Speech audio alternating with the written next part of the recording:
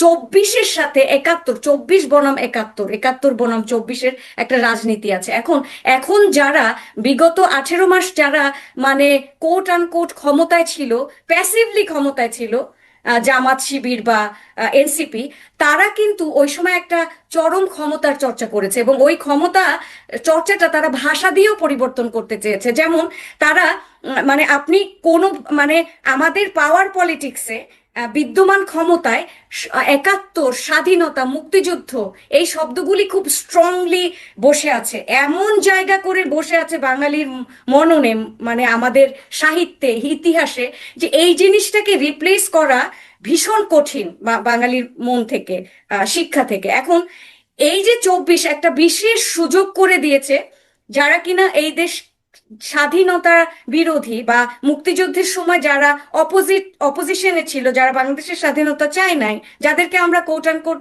রাজাকার বলে থাকি, এই মানুষগুলি দেখবেন যে 24-কে আরেকটা স্বাধীনতা, দ্বিতীয় স্বাধীনতা হিসেবে দাঁড় করায়।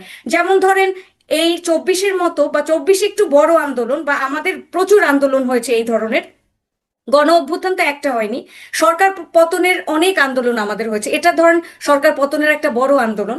এখন এই সরকার পতনের আন্দোলনটার সাথে স্বাধীনতাকে রিপ্লেস করে দিতে হলে তাদের শব্দ দরকার, শব্দের রাজনীতি, এবং সেই শব্দটা কি? সেই শব্দটা হচ্ছে আজাদি। স্বাধীনতাকে রিপ্লেস কর, 71-কে রিপ্লেস করার জন্য 24-কে স্ট্যাবলিশ করা যেভাবে দরকার, খুব শক্তভাবে, দৃঢ়ভাবে, যে এটাও দ্বিতীয় স্বাধীনতা। দ্বিতীয় স্বাধীনতা যখনই আপনি স্বীকার করে নেবেন, তখনই খুব সহজে আপনি রিপ্লেস করতে পারছেন। যার জন্য আমার কাছে এটা হচ্ছে একটা সরকার পতনের, বা আপনি গণ অভ্যুত্থান বলতে পারেন, এটাকে আমি দ্বিতীয় একটা বলতে রাজি নেই। একটা দেশে দুইবার স্বাধীন হয় না, একবার হয়েছে, একবার দেশ তৈরি হয়েছে, বাংলাদেশ একবার হয়েছে।